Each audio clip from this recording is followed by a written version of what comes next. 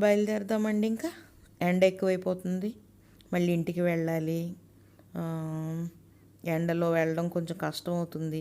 కారులో వెళ్ళినా కానీ వేడికి కొంచెం అనీజీగా అనిపిస్తుంది కదా ప్రయాణం చేస్తూ ఉంటే. అందుకని కొన్ని నిమ్మకాయలు కూడా తీసుకెళ్ళాలి ఇంటికి. నిమ్మకాయలు కోసుకుని మనం ఇంటికి బయలుదేరదామండి. నిమ్మకాయలు ఫ్యాట్ కట్టర్గా వాడుతున్నారు కదా చాలామంది. నిమ్మకాయకి హెల్త్ బెనిఫిట్స్ ఏమున్నాయనే దాన్ని పక్కన పెడితే ఫ్యాట్ కట్టర్గా నిమ్మకాయ వాడడానికి నిమ్మకాయ వాడేవాళ్ళే ఎక్కువగా ఉంటున్నారు ఇప్పుడు. అంటే ఫ్యాట్ అంటే ఇప్పుడు అంత భయపెడుతుంది మనుషుల్ని. ఫ్యాట్ అంటే కొలెస్ట్రాల్, కొలెస్ట్రాల్ అంటే ఫ్యాట్. ఈ రెండే విషయాలు. మన ఫుడ్లో ఫ్యాట్ తగ్గించేస్తే కొలెస్ట్రాల్ తగ్గుతుంది. ఫ్యాట్ ఎక్కువ తీసేసుకుంటే కొలెస్ట్రాల్ తగ్గుతుంది. మిగతా ఏ ఫుడ్ గురించి ఏమీ లేదు. ఓన్లీ ఫ్యాట్ తీసుకుంటే కొలెస్ట్రాల్, ఫ్యాట్ తగ్గిస్తే నో కొలెస్ట్రాల్. అసలు ఇదే మైండ్ సెట్లో ఉన్నారు ఇప్పుడు అందరూ.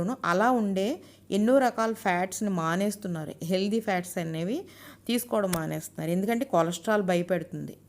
అమ్మో హార్ట్ ప్రాబ్లమ్స్ వచ్చేస్తాయి, వెయిట్ పెరిగిపోతాం.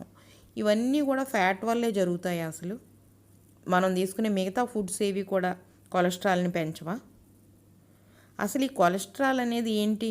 ఒక ఇంగ్లీష్ వర్డా లేకపోతే ఏంటండి ఇది? అసలు నాకు ఇప్పటికీ అర్థం కాదు ఎప్పటికీ. ఇప్పుడు మిమ్మల్ని అడిగితే డీటెయిల్గా ఎక్స్ప్లెయిన్ చేస్తారు కాబట్టని ఇప్పుడు ఈ నిమ్మకాయలు చూసాక గుర్తొచ్చినాక అడుగుతున్నాను. ఇంటికి వెళ్తూ మాట్లాడుకుందామండి ఫ్యాట్ గురించి. మీరు డీటెయిల్గా చెప్పాలి. వన్స్ ఫర్ ఆల్ దీనికి ఒక ఫుల్ స్టాప్ పెడదాం అనుకుంటున్నాను నేను. చాలామంది కొలెస్ట్రాల్ కొలెస్ట్రాల్ కొలెస్ట్రాల్ అని భయపడిపోతున్నారు. అసలు అది ఎంత భయమో ఎంత భయం కాదో అసలు ఏంటి అనేది నేను చెప్తాను. ఓకే, మరీ డెప్త్కి వెళ్ళను. ఎందుకంటే ఎంత చెప్తున్నా సరే జనాలకు ఆ భయం ఉంటుంది. Maybe we're living in that situation. Okay, ఒక ఎగ్జాంపుల్ చెప్తాను వేణుగారు. మీరు సందేహం అంటే హార్ట్లో ఏదో మూసుకుపోతుంది దానివల్ల ఏంటి ప్రాబ్లం అని అంటున్నారు. అసలు కొలెస్ట్రాల్ అసలు ఏంటి ఒకటి గుర్తుపెట్టుకోండి. Cholesterol, fat, triglycerides, LDL, HDL ఇవన్నీ వింటూ ఉంటాం. Okay, heart, cardiovascular, BP, heart అటాక్లు ఇవన్నీ వింటూ ఉంటాం. ఈ అన్నిటికి ఏంటి అంటే ఒక సింపుల్ ఆన్సర్ ఒకటి చెప్తానండి మీకు. ఇప్పుడు కొలెస్ట్రాల్ అనేది ఒక ఇంగ్లీష్ పదం. ఓకే, ఇది వరకు మీరు చూశారు అంటే ఎప్పుడూ కూడా ప్రపంచంలో if you takeout the ancient అంటే గ్రీక్ శాతంలో మనం తీసుకున్న మెడికల్ హెల్త్ కేర్ తీసుకుంటే అప్పుడు డిసీజెస్కి పేర్లు ఉండేవి కాదు. ఆ యొక్క సిమ్టమ్స్ బట్టి ట్రీట్ చేసేవారు. అంటే హార్డ్లీ ఓకే అలసట వస్తుందా, చెమట వస్తుందా, మోషన్స్ అవుతున్నాయా, జ్వరం వచ్చిందా అని దాన్ని బట్టి ట్రీట్ చేసేవారు. తర్వాత మోడర్న్ సైన్స్లో పేర్లు పెట్టారన్నమాట. ఇప్పుడు మీరున్నారంటే ఒక ఫ్యామిలీ ఉంది. ఒక ఫ్యామిలీ ఒక ప్లేస్కి వెళ్ళారు. ఓకే, ఒక హస్బెండ్ వైఫ్, వాళ్ళ యొక్క అంకుల్, హస్బెండ్ వైఫ్, వాళ్ళ చిన్నాన్నగారు, పెద్దనాన్నగారు, లేకపోతే బాబాయ్ అంటారు, మావయ్య, పెనతండ్రి, చుట్టాలు, ఇంకా మేనమామ, ఇంకా వేరే వాళ్ళు అందరూ అంటారు. ఓకే, వచ్చిన తర్వాత నేను మా అంకుల్ వచ్చామంటారు. మీ అంకుల్ ఏరియా అంటారు. అంకుల్ అంటే ఏంటి అక్కడ ఇంగ్లీష్లో? దెర్ ఇస్ నో మీనింగ్, అంటే there is no proper definition of an uncle. అక్కడ పెద్దనాన్న, చిన్నాన్న, బాబాయ్, తండ్ర, స్టెప్ ఫాదరా, లేకపోతే మేనమామ ఏంటి తెలియదు. చాలామంది ఉన్నారు. కొలెస్ట్రాల్ కూడా అంతే. కొలెస్ట్రాల్ కూడా అంతే. ఇట్స్ సబ్జెక్టివ్ నౌన్ అండి ఇంగ్లీష్లో చెప్పాలి అంటే. తర్వాత వచ్చిన పేరు. ఓకే, అసలు కొలెస్ట్రాల్ ఏంటి? ఏదైనా సరే దాన్ని చేసి తీరులో అది చేస్తే మంచిది. అది చేసిన తీరులో చేయకుండా వేరే విధంగా చేస్తే చెడ్డది. రాబోట్ లాగా అన్నమాట. దానికి మనం ఏ ఫీడింగ్ ఇస్తే అది చేస్తే అది మంచిది, లేదంటే లేదు. ఓకే, ఇప్పుడు మీకు ఒక ఎగ్జాంపుల్ చెప్తాను. అంటే ఇది చాలా ఇంపార్టెంట్ టాపిక్. కొలెస్ట్రాల్ అని డాక్టర్స్ భయపెట్టేయడం, హాస్పిటల్స్ భయపెట్టేయడం, గుండె జబ్బులు వచ్చేస్తాయని చెప్పి స్టాటిన్ డ్రగ్స్ వాడేయడం, కొలెస్ట్రాల్ తగ్గించడం అన్నదంతా కూడా ట్రాష్. ఓకే, అంటే డాక్టర్స్ని కానీ వాళ్ళెవరిని కూడా నేను తప్పు పట్టట్లేదు, దయచేసి అర్థం చేసుకోండి. మనకి సబ్జెక్ట్ తెలియాలి. ఓకే, మన చివరిది ఇలా చేయాలి అలా చేయాలని తెలిస్తే సరిపోదండి, మనకి ఏంటో తెలియాలి. అసలు కొలెస్ట్రాల్, ఫ్యాట్ సెల్స్, బాడీలో ఫ్యాట్ అంటే ఏంటి? కొలెస్ట్రాల్ అన్నది ఏమీ కాదు. Cholesterol is not fat. Cholesterol అన్నది ఒక మన కొవ్వొత్తు మీద ఉండే వ్యాక్స్ లాంటిది. అదొక గ్రీజ్లా ఉంటుంది, అదే కొలెస్ట్రాల్. ఓకే, అసలు మనం గుర్తుపెట్టుకోవాల్సింది ఏంటంటే మనం ఏమి తిన్నా తినకపోయినా మన బాడీ ప్రతిరోజు 3000 నుంచి 3500 మిల్లీగ్రామ్స్ కొలెస్ట్రాల్ దానికి తయారు చేసుకుంటుంది. అర్థమైందా? మన బాడీ ప్రతిరోజు పొటాషియం ఎలాగో, మెగ్నీషియం ఎలాగో, ఎసెన్షియల్ ఫ్యాట్స్ ఎలాగో, ఎసెన్షియల్ కార్బ్స్ ఎలాగో మన బాడీ ప్రతిరోజు 3000 నుంచి 3500 లేకపోతే 4000 లేకపోతే 2800 2700 మిల్లీగ్రామ్స్ ఆఫ్ కొలెస్ట్రాల్ తయారు చేసుకుంటుంది దానికి అది. అలాంటప్పుడు నిన్న కూడా మెసేజ్ పెట్టాను. 150 గ్రాముల్లో ఎగ్‌లో ఉండే కొలెస్ట్రాల్ లేకపోతే ఇందులో ఉండే చీజ్‌లో ఉండే కొలెస్ట్రాల్ ఎందుకు మనకి ఏమైనా ఎఫెక్ట్ ఇస్తుంది? అది ఎంత ఉంటుంది? 70 మిల్లీగ్రామ్స్, 100 మిల్లీగ్రామ్స్, 150 మిల్లీగ్రామ్స్. అంటే 3000 నుంచి 3500 మిల్లీగ్రామ్స్ బాడీ తయారు చేసుకుంటా ఉంటుంటే దీనివల్ల ఏమైనా ప్రాబ్లమా? లేదు కదా! అవును. ఎందుకు తయారు చేసుకుంటది? మన బాడీలో చెడన్నది ఉండదండి. మన దాన్ని ప్రేరేపిస్తేనే చెడు. మంచి ప్రేరేపిస్తే మంచి. కొలెస్ట్రాల్ ఏంటి? మన బాడీలో ప్రతి దానికి ఇంపార్టెంట్ సెల్. సెల్ అంటే కణం. ప్రతి సెల్ యొక్క చుట్టూరు 2 ఉంటాయి. ఫస్ట్‌ది ఏంటంటే సోడియం అండ్ పొటాషియం పంప్స్ అని ఉంటాయి. సోడియం అండ్ పొటాషియం పంప్స్ ఉంటాయి. అంటే 2 కవర్లు ఉంటాయి. అది మీరు సన్ గ్లాసెస్ అనుకోండి. మనిషికి హ్యాట్, సన్ గ్లాసెస్. ఎండలోకెళ్లారనుకోండి హ్యాట్, సన్ గ్లాసెస్. ఆ సన్ గ్లాసెస్ ఏంటంటే పొటాషియం అండ్ సోడియం కోటింగ్. రెండోది ఏంటి అంటే కొలెస్ట్రాల్ కోటింగ్. ప్రతి సెల్ మీద కొలెస్ట్రాల్ కోటింగ్ ఉంటుంది. అది దేనికి? మన బాడీలో చాలా హార్మోన్స్ కంప్లీట్ అడ్రినల్ సిస్టమ్ అంటే ఎండోక్రైన్ సిస్టమ్‌లో అడ్రినల్ సిస్టమ్ చాలా ఇంపార్టెంట్. ఆ అడ్రినల్ సిస్టమ్ మొత్తం తయారయ్యేది కొలెస్ట్రాల్. కొలెస్ట్రాల్ లేకుండా అడ్రినల్ సిస్టమ్ పనిచేయదు.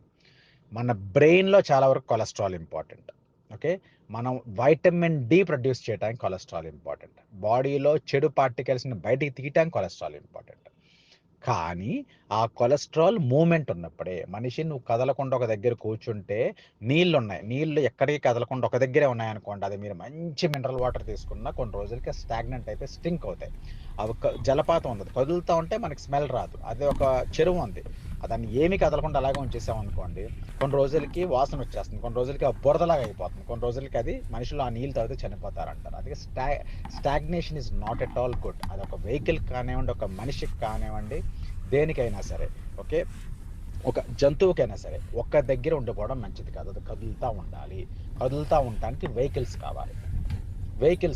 ఒక మనిషి కదలాలంటే ఐదర్ వెహికల్ అంటే మనిషికి కాళ్ళు, ఇంకేదైనా అయితే కారు, జంతువుల కనుక కాళ్ళు. ఓకే. ఇంకేదైనా సరే ఏదైనా ఒక మూవ్‌మెంట్ చేయడానికి ఒక పరికరాలు ఉండాలి. అది ఏంటి? ఇక్కడ మన కొలెస్ట్రాల్ అంటే మనకు తెలిసింది హెచ్‌డిఎల్, ఎల్‌డిఎల్. హెచ్‌డిఎల్ మంచి కొలెస్ట్రాల్, ఎల్‌డిఎల్ బ్యాడ్ కొలెస్ట్రాల్. అది నమ్మద్దు. ఎందుకు మంచి, ఎందుకు చెడు? చెడు అన్నది బాడీలో ఎందుకు ఉంటుంది? దేవుడు ఎందుకు సృష్టిస్తాడు?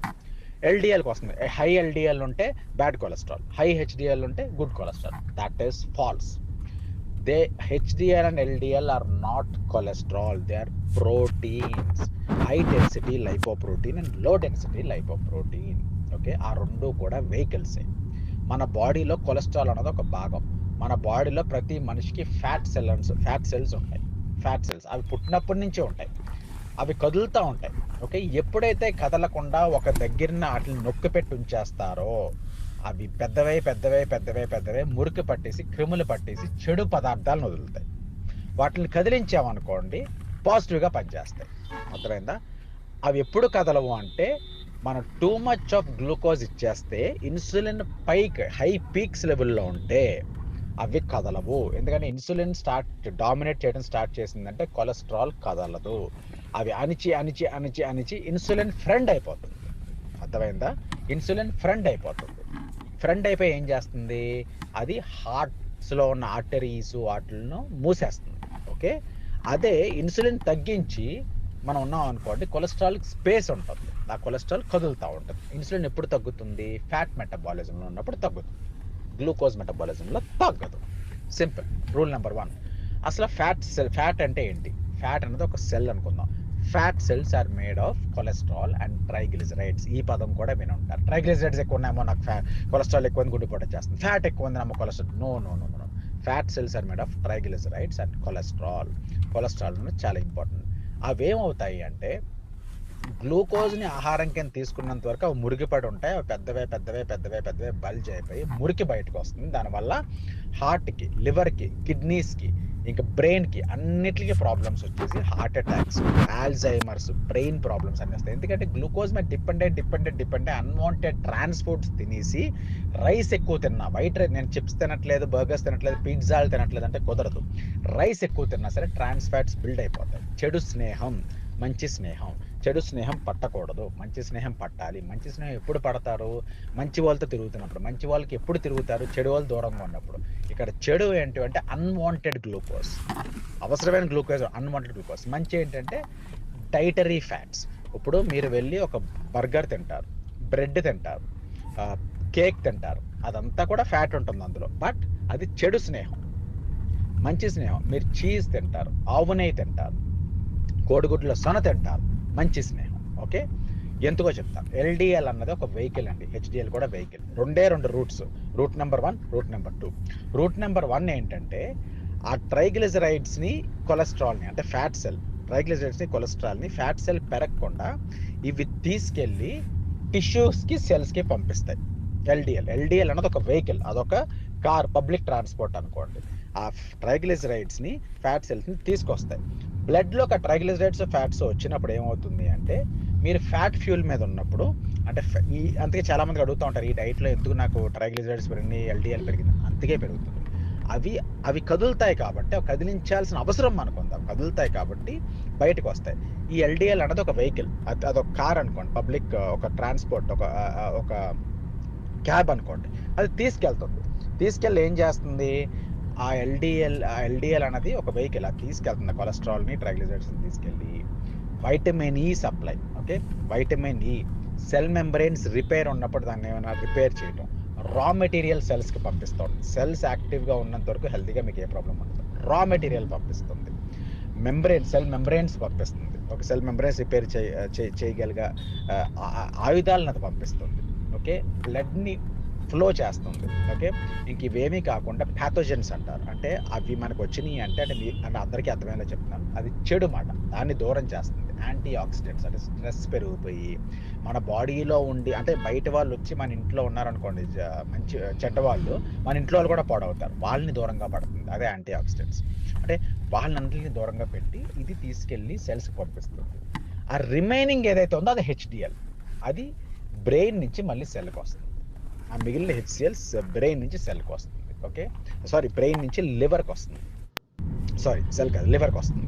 ఓకే, ఆ liver is the major principal. Cholesterol, fat, triglycerides, LDL, HDL అన్నిటికి ప్రిన్సిపల్ ఎవరు అంటే లివర్. హెడ్ మాస్టర్ ఎవరు అంటే బ్రెయిన్. ఓకే, బ్రెయిన్ కూడా పనిచేయదు కొలెస్ట్రాల్ లేకుండా. సో ఆ హెచ్డిఎల్ అటు వస్తుంది, అంటే హెచ్డిఎల్ ఆ రూట్లో వస్తుంది, ఎల్డిఎల్ ఈ రూట్లో వస్తుంది. అందులో ఏది ఆగినా సరే ప్రాబ్లం అవుతుంది. సో మన రామకృష్ణ గారి ప్రోగ్రామ్, ఇలాంటి ప్రోగ్రాంలో ఫ్యాటే తింటా ఉంటారు మీరు ఆహారం కింద, అంటే ఫ్యాట్ పెరుగుతూ ఉంటుంది. ఈ ఎల్డిఎల్ అన్నది నేను ఏమంటాను, అదొక పబ్లిక్ ట్రాన్స్పోర్ట్ అంటాను. అంటే ఒక కార్ ఉందండి, ఒక ఓలా కానీ, ఊబర్ కానీ, నలుగురిని ఎక్కించుకుంటుంది. 10 మంది ఉన్నారనుకోండి, అప్పుడు ఏం చేస్తుంది, 2 కార్లు పెడతారు, లేకపోతే పెద్ద వెహికల్ పెడతారు. పెద్ద వెహికల్ పెట్టినప్పుడు బరువు పెరుగుతుంది. అందుకే ఈ ప్రోగ్రాంలో ఎల్డిఎల్ కూడా మీకు పెరుగుతుంది, అంతే తప్ప ఇంకే ప్రాబ్లం లేదు. ఫ్యూల్ మంచిదే, అన్నీ మంచిదే. Okay, that is how it works. తర్వాత ఈ కార్బ్ మెటబాలిజంలో ఉన్నప్పుడు ఏమవుతుంది అంటే, కొలెస్ట్రాల్ని, ఫ్యాట్ సెల్స్ని, ట్రైగ్లిజరైడ్స్ని అక్కడే ఉంచి మురుగుపెట్టి స్టింక్ అయిపోయేంత తెస్తుందండి. ఎందుకంటే కార్బ్స్ ఏంటంటే చెడు స్నేహం, మందు లాంటిది. ఇప్పుడు మీరు ఒక మనిషి విపరీతంగా డ్రింక్ చేసి, విపరీతంగా బర్గర్లు, పిజ్జాలు తిని, విపరీతంగా అన్వాంటెడ్ ప్రాసెస్డ్ ఫుడ్స్ తిని, పామ్ ఆయిల్ లేకపోతే సన్ఫ్లవర్ ఆయిల్తో పకోడీలు, లేకపోతే ఇలాంటివన్నీ శనగపిండ్లు, మైదాలతో తినేస్తే అతనికి విపరీతమైన ఎల్డిఎల్ ఉంటుంది. కానీ నేను ఇందాక ఏం చెప్పాను, అవి ఒక చోట ఉండిపోవడం వల్ల, కదిలిక లేకపోవడం వల్ల పెరుగుతుంది. అందుకే కార్డియాలజిస్ట్ ఫస్ట్ ఎప్పుడు ఎక్సర్సైజ్ ఉండాలి అంటారు. అర్థమైందా? అది ఉన్న బుక్స్లో అంతా అది. So this is the pattern. Okay, కానీ ఎల్డిఎల్ అండ్ హెచ్డిఎల్, ఎల్డిఎల్ ఎక్కువ ఉంటే చెడ్డది, ఎల్డిఎల్ ఎక్కువ ఉంటే చెడ్డది, హెచ్డిఎల్ ఎక్కువ ఉంటే మంచిది. No, they are both vehicles. ఆ రెండిట్లో ఉండాలి. సో ఇక్కడ ఏంటి అంటే, చాలా మందికి ఏంటి తెలీదు అంటే, there is something called rest over cholesterol, which is called remnant cholesterol. అది ఏంటి అంటే, టోటల్ కొలెస్ట్రాల్ అని కూడా ఒకటి ఉంటుంది. No, LDL plus HDL, total cholesterol minus LDL, ఇది చాలా secret, it's a technique. LDL plus HDL, total cholesterol నుంచి ఎల్డిఎల్ ప్లస్ హెచ్డిఎల్ మైనస్ చేసేస్తే మీకు వచ్చి వాల్యూ 20 కంటే ఎక్కువ ఉందనుకోండి, మీకు కొంచెం ప్రాబ్లం ఉన్నట్టే. ప్రాబ్లం అని కాదు, కొంచెం జాగ్రత్త పడాలి. 20 కంటే తక్కువ ఉందనుకోండి, నథింగ్ టు వరీ. అదే 25 కంటే ఎక్కువ ఉందనుకోండి, ఇట్స్ ఎ సిగ్నల్. అదే 35 కంటే ఎక్కువ ఉందనుకోండి, then there is a serious issue. అది కొంచెం డేంజర్ లాంటిది. అది ఎప్పుడు వస్తుంది అంటే, అన్వాంటెడ్ ఫుడ్ తిన్నప్పుడే వస్తుంది. ప్రతి సెల్‌కి వస్తుంది. అప్పుడే ఏం చేస్తుంది అంటే అది అక్కడి నుంచి కదలక బ్రెయిన్ నుంచి లివర్‌కి రాక, లివర్ నుంచి బ్రెయిన్ ఎళ్ళక ఎల్‌డీఎల్, హెచ్‌డీఎల్ ఒక దగ్గర ఉండిపోవడం వల్ల వాటిలి వెయిట్ పెరిగిపోతా ఉంటుంది. అందుకే మీకు అక్కడ కూడా అబ్‌నార్మల్‌గా చూపిస్తాయి. అందుకే కొలెస్ట్రాల్ ఎప్పుడు సరిగ్గా పనిచేయదు. ఎల్‌డీఎల్, హెచ్‌డీఎల్ దాని పని యొక్క మంచిగా ఎప్పుడు చేసుకోదు అంటే గ్లూకోజ్ మెటబాలిజం. గ్లూకోజ్ మెటబాలిజంలో ఏమవుతుంది? ఇన్సులిన్ పైకి తీసుకెళ్తుంది. ఇన్సులిన్ రెసిస్టెన్స్ ఎక్కువ ఉన్నప్పుడు దాని పని అది చేయదు. రైల్వే గేట్ ఏసినప్పుడు మీరు గేట్ కింద నుంచి ఎళ్లారనుకోండి, ట్రైన్ ఎప్పుడైనా రావచ్చు, ఎప్పుడైనా గుద్దేయొచ్చు. ఆ రైల్వే గేట్ ఏసినంత సేపు మీరు అక్కడే ఉండాలి. అది దాటినప్పుడే ఆ గేట్ ఎత్తినప్పుడే మీరు వెళ్ళాలి. అర్థమైందా? సో, ఎక్కువ అగ్రెషన్ మంచిది కాదు. అలాగని చెప్పి అలాగ డార్మెంట్‌గా కూర్చోవడం కూడా మంచిది కాదు. మీరు అడిగారు, ఏంటి ఆ హార్ట్స్‌కి ముచ్చిపోతారు cholesterol is like uncle of English term. అంటే అంకుల్ అంటే ఎవరు తెలీదు. కొలెస్ట్రాల్ కూడా అంతే. That is not at all bad. తర్వాత ఏంటి? కొలెస్ట్రాల్ థర్మల్ ఏంటి? మీ యొక్క సెల్‌కి ఇంపార్టెంట్, ఎనర్జీకి ఇంపార్టెంట్. ఎల్‌డీఎల్ అనేది వైటమిన్ ఈని కూడా ట్రాన్స్‌ఫర్ చేస్తా ఉంటది ఒక ప్లేస్ నుంచి ఒక ప్లేస్‌కి. అది కదులుతానే ఉండాలి, ఇది కదులుతానే ఉండాలి. ఓకే. సో, ఆ 2 అలాగ ఉండటం వల్లే మీకు ఎటువంటి ప్రాబ్లమ్ రాదు. సో, మీరు ఫ్యాట్ మెటబాలిజంలో ఫ్యాట్ ఎక్కువ పెరుగుతా ఉంటుంది. ఫ్యాట్ ఎక్కువ తింటారు, డైటరీ ఫ్యాట్ తింటారు, ఫ్యాట్ మీదే డిపెండ్ అవుతారు. ఆ ఫ్యాట్ యొక్క ఫ్యాట్ సెల్స్ నుంచి బయటికి కదిలిక అంటే మొబిలిటీ అంటారు. ఆ కదలిక వలన వెహికల్స్ కావాలి. ఆ వెహికల్సే ఎల్‌డీఎల్ అండ్ హెచ్‌డీఎల్. ఇటు నుంచి అటు, అటు నుంచి ఇటు. దానివల్ల కదులుతా ఉండటం వల్ల ఆ టైంలో సూది పెట్టి మీకు గుచ్చితే బ్లడ్‌లో ఎక్కువ చూపిస్తుంది. అలాగని చెప్పి స్టాండర్డ్ రిపోర్ట్‌లో ఇంత ఉండకూడదు, ఈ వాల్యూస్ ఉండకూడదు అంటే తప్పు. మీరిచ్చే ఫ్యూయల్ కరెక్టే. అర్థమైందా? ఓకే. మీరిచ్చే ఫ్యూయల్ కరెక్టే. మీరు కిరోసిన్ మీద కారు నడుపుతున్నారు అంటే సిక్స్త్ గేర్‌లోనో, ఫిఫ్త్ గేర్‌లోనో అదే స్పీడ్‌గెళ్తుంది. పొగొస్తుంది. అప్పుడు మంచిది కాదంటారు. అదే పెట్రోల్ ఇంజిన్ పెట్రోల్ మీద నడిపారనుకోండి, అదే స్పీడ్‌లో ఎళ్తే పొగ రాదు. కానీ మంచిదే. Okay. So, that is the difference. బాడీకి ఎందుకు సృష్టించబడిందో దానికి ఎలా వాడుకోవాలో అలాగే వాడుకోవాలి. అర్థమైందా? Cholesterol is not at all bad as long as మీ యొక్క ఇన్సులిన్ రెసిస్టెన్స్ తక్కువలో ఉండి ఇన్సులిన్ సెన్సిటివిటీ పెరిగినంత వరకు. అంటే కార్బ్ మెటబాలిజంలో ఒకవేళ మీరు మామూలుగా ఉంటున్నా సరే, చాలామంది డయాబెటీస్లు, హైపర్ టెన్షన్ లాంటివి ఉండవు. దానివల్ల ఏ ప్రాబ్లం ఉండదు. కదలిక ఉంటుంది. కదలిక ఉండటం వల్ల ఏంటంటే క్లాగ్డ్ ఆర్టరీస్ అవ్వవు. ఓకే. అంతే. సో, దానివల్ల వర్రీ అవ్వాల్సిన అవసరం లేదు. కొలెస్ట్రాల్ భూతము కాదు, ఏమీ కాదు.